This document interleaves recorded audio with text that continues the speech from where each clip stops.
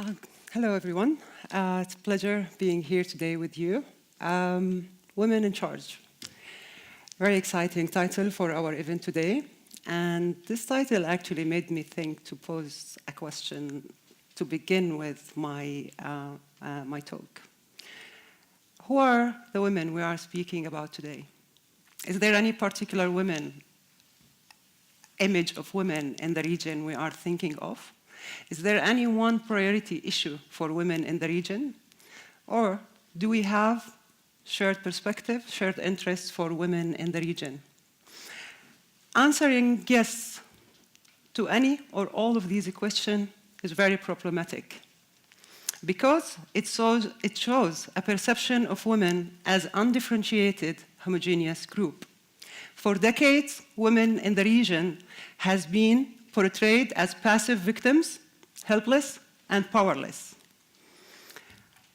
The ways in which we look at women as a whole group and men as another violent group in the region has very much actually normalized violence in the region and to some extent desensitized people in the West, generally speaking, about the suffering and killing of the region. If we take the example of the war against Yemen these days, all what we see from that war is the starvation of children and suffering of mothers. Of course, this is an important issue, but also women are portrayed as a category, one category with children of the marginalized. Now, in this image, Yemeni people are only qualified for humanitarian assistance in its very narrow sense. So we don't think of them as people who are qualified for our solidarity and our political actions.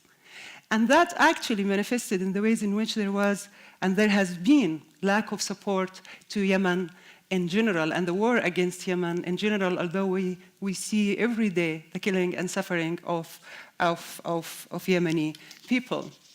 So when we speak to the question of women, we must speak of structures of power, distribution of resources, political economy, neoliberal policies that push people into poverty, as well as states' roles in maintaining injustice and inequality in the region.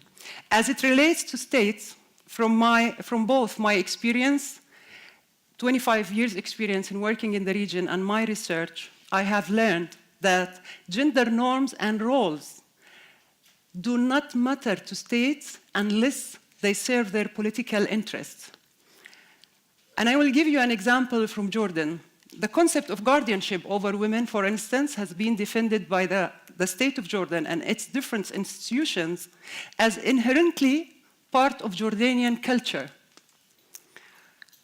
This law,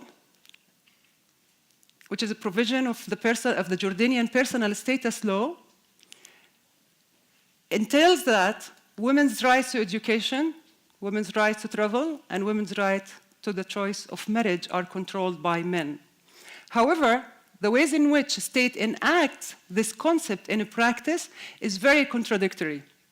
For instance, Jordanian women married to Palestinian refugees from Syria and based on Jordan's 2013 policy of no entry to Palestinian refugees from Syria are not allowed to get into the country unless they do so without their husbands and children. This policy actually is part of the norm that was in the Jordanian nationality law until 1987, that wives of foreigners are foreigners and women are followers of their husbands. On the other hand, we have the Palestinian refugee women married to Syrian refugee men. Those women are not allowed to enter the country while their husbands allowed to enter the country because they are not Palestinians. So in this sense, state does not treat them as unequal, as followers of their husbands and under his guardianship. They are, in this example, equal to Palestinian men. Their Palestinian travel document is more important than the concept of guardianship and women as followers of their husband, and therefore they are not allowed to get into the country.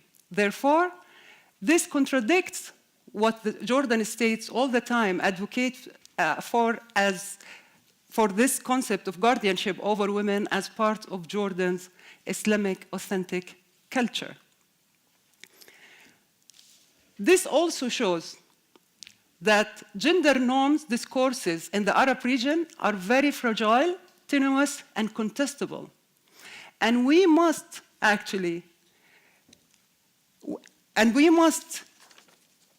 expose states' manipulation of the issue of culture and religion. Because states use culture and religion the way they think it would suit their political interests. And we must not follow states' steps in doing so, particularly looking at very narrow issues like related to culture and Islam, like the hijab, because focusing on such issues only serve those states as well as extremist, conservatives, and far-right groups in both the region and Europe as well. The second issue I want to talk about is women's NGOs in the region. Feminist and human rights organizations have been tackling and addressing too many issues in their countries, from child marriage, different types of gender-based violence, discriminatory laws in the family, labor, and other civil laws. But the struggle that NGOs and women's activists in particular must take on now is the struggle for their existence. And I will give an example from Egypt. Feminist organizations like Nazra for Feminist Studies have announced the closure of their offices due to the criminal court decision to freeze their assets. Other organizations have been shut by the state directly, like An-Nadim Center, who serves survivors of torture and survivors of gender-based violence. Women's rights activists have been banned from travel for more than a year now. And some organizations like SOAS have reduced the number of staff and social workers working to help survivors of gender-based violence.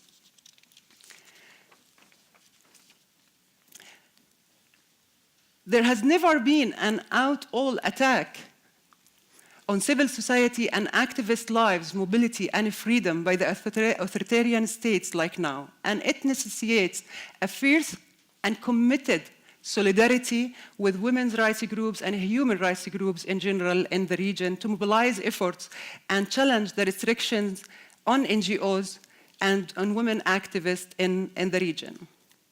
My third issue is war and conflict in the region and how such impact women's life should understood not as a sectarian or religious, but as part of a new liberal system of a globalized economic structure and the ideological features of militarism. And I will read some facts from the latest report of the Stockholm International Peace Research Institute. Based on this report, US global arms sales have risen by 25% in the past 5 years. Nearly half of US arms exports go to the Middle East, and arms imports in the region have doubled in the last 5 years. The US, UK, and France are the main suppliers of arms in the region. Saudi Arabia is the world's second largest importer, and these weapons are largely used in the war in Yemen. Despite this, the US and European states supply over 98% of Saudi Arabia weapons imports. Another fact from the report, Israel increased its imports by 125%, receiving arms mainly from the US, Italy, and Germany. Obama, who started his term with the promises, and this is not from the report, Obama, who started his term with the promises of bringing peace and security to the region, ended his term in September 2016 with the announcement of granting $38 billion in military aid to Israel over the next 10 years. The deal represents the largest US military assistance given to any country. I'm not a peace strategist, but of course, this deal and the military aid does not and will not bring peace, particularly when we know that the American F-16 jets are bombing Gaza, small cities and towns in Palestine, and children playing in the streets. And this brings me to the question of Palestine and peace, which is a very important question in the region. And one issue here just to address, and that we must recognize if we want peace, we must recognize that the false and disabling symmetry designated to both sides in conflict resolution and peace initiatives has disqualified and denied Palestinians the right to just solution. Such interventions, rather than bringing peace, erase history and deny Palestinians the right to resist colonialism, a right that has been granted to all people under occupation under international humanitarian law, but absurdly not to Palestinians. In this context, feminist and human rights movement have a responsibility in decolonizing knowledge. It's not only supporting initiative, which is very important, and I don't deny the importance of supporting women's initiative in relation to gender-based violence in Palestine and other related to patriarchy. But sometimes, the narrative of patriarchy and gender-based violence have sometimes displaced the whole question of Palestine, shifting the focus from the collaboration of patriarchy and occupation and the settler colonial nature of Israel to one of culture and religion. To conclude, the solidarity women in the region and women in different conflict areas in the world need a solidarity that addresses militarism as a common context for struggle, and I'm borrowing here from Chandra Mohanty.